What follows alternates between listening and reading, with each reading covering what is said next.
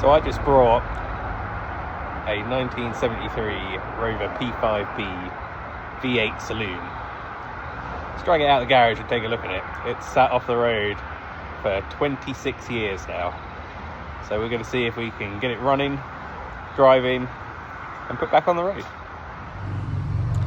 So yeah, like I was saying, it's a 1973 registered Rover P5B with the 3.5 litre Rover V8 engine.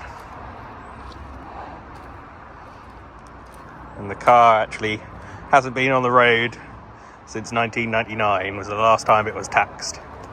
And it sat in the previous owner's garage, untouched, for, he believes, 24 years. So obviously it had sat for a couple of years prior to that as well, somewhere else.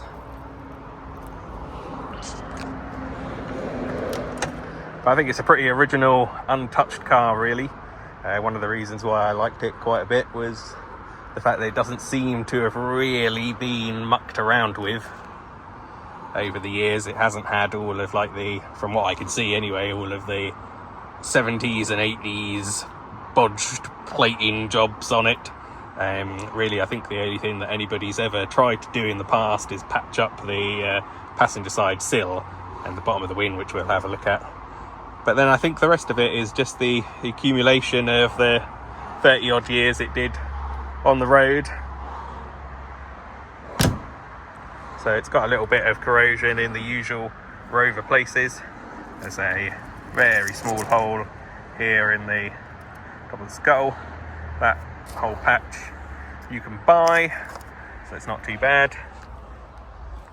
It's got these holes above the rear wings, which is very common. Again, that piece you can buy. But critically, all down here, this is all really nice and solid. There is actually no corrosion there at all. And this seal looks all pretty good. It's got a tiny little hole in this wing, and somebody has done some repair work in the past there. What's gone on there, I don't know, but it's all metal. I think that was probably just some paint work that somebody was doing. Around the front of the car, they all like to rot around the headlight bezels, around the tops of the wings. This one is all really nice and solid. Same for the front valance and all that, they like to rust there. This one is all really solid. And from what I can see looking at it, this is really the worst of it. It doesn't even look too bad, but somebody did start to do some work on this sill. So this has been new metal. Just have to really look at whether the old stuff was cut out or whether it was plated on top. This patch that somebody's done on the corner of the wing is a bit nasty. And this bit has gone as well, and that needs doing. But again, this whole bit, lower section of the wing, you can buy. So not too fussed about that. All the tops of the seals look okay. A little bit of surface rust coming in. There's a tiny little bit of rot just hiding in this corner here. That could be looked at the same time the wing is done. And vice versa then, as you would expect. You have got a bit of a corresponding hole on the other side, but it ain't that bad.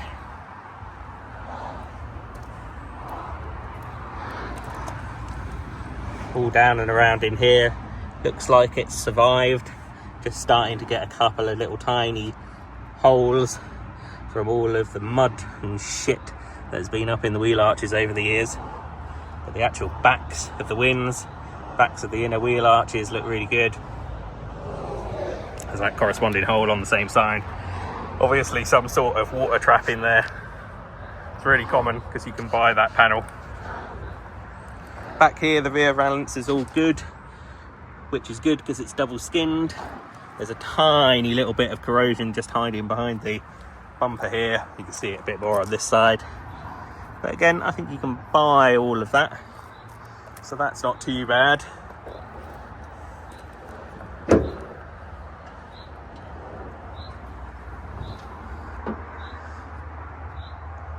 Inside the boot, so far so good. It all looks quite nice and solid, really. Battery tray in there. All looks quite respectable. Down and around in here. All looks quite good as well. Looks like it's had perhaps a bit of work done down in here. We'll just have to take what's left of this battery tray out in a second and see if we can have a look and see if there's anything hiding under there. No, somebody has put in a whole new panel there, and that's a proper panel as well. Somebody's done a nice job of that.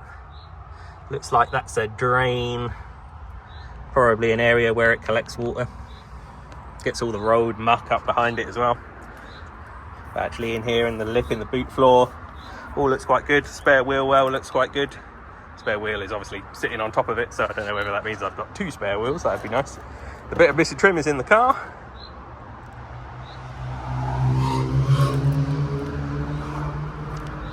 And then of course, if we come up to the old power barn, the bit that most people are interested in with these, the Rover V8 engine, which looks to be all there. I've got all the air breather box and all of that. Everything looks to be intact. The car really doesn't look like it's had a lot of mucking about. You know, not a lot of aftermarket alarms and crap like that put on it from the 70s. It all looks pretty genuine. All the inner wings look really good. Along the top of the wing here, where I'm sure they probably like to rot out, all looks really good.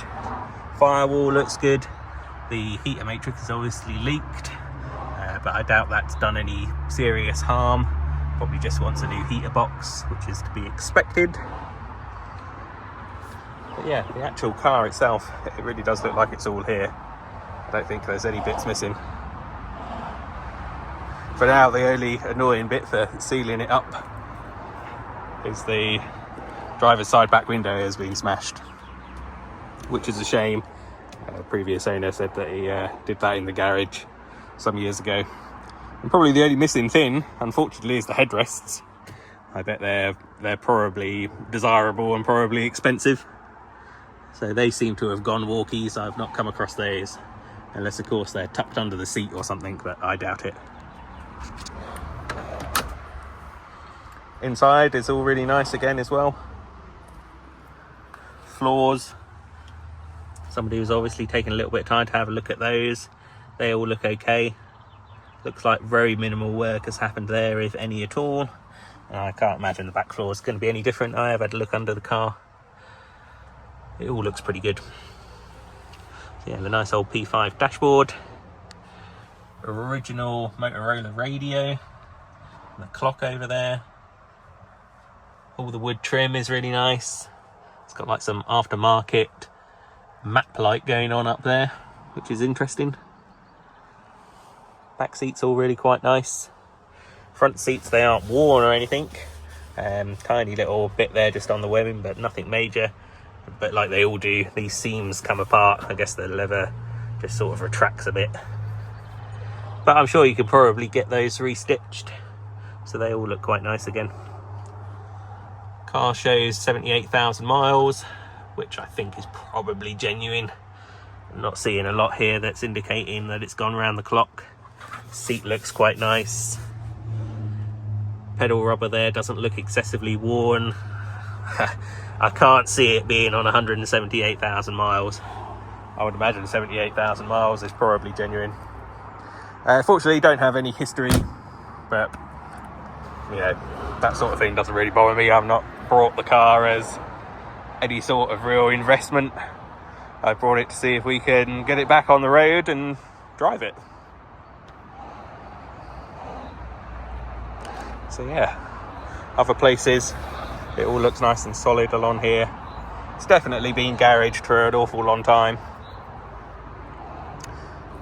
So yeah, I think the first thing I'm going to try and do is give it all a good clean off. I've sprayed some oil into as many of the cylinders as I can easily get access to. The engine does turn over. It did seem a little bit tight, which I'm just trying to be a little bit cautious about, but that could be something on the accessory drive. These Rovers do have power steering, and obviously got the autodator as well, could be seized. So there's a lot of things that could be making it hard to turn over other than the engine. But we've got oil in all of these cylinders and oil in all but the front number 1 cylinder on this side, on the driver's side. But yeah, automatic transmission, obviously being a R8 car, they didn't do a manual option.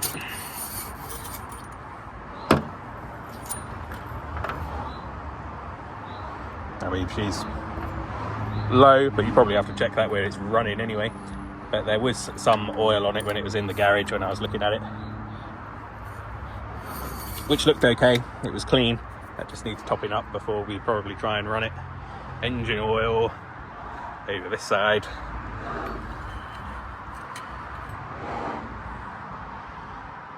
Looks to be almost brand new, really.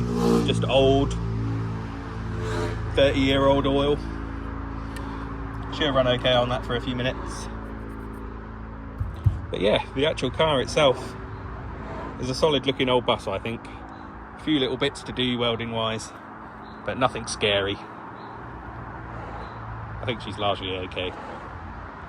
Original wheels, Row-style wheels. These were originally sold with, they never came with steel wheels and hubcaps, so those are original. Obviously it's going to need the brakes doing, so that's going to be a bit of a job. I think talking to the owner that I bought it from, the only thing that he had done to it when he first got it, he was obviously going to do the work to the car, and he did have the rear shackles done for the back leaf springs.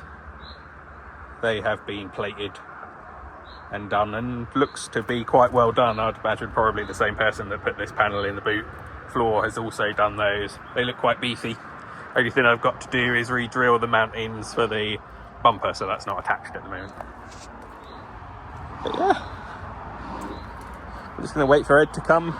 We'll do some oiling and some bits and pieces on it in the meantime, and then we are going to try and fire it up this afternoon for the first time in 26 years.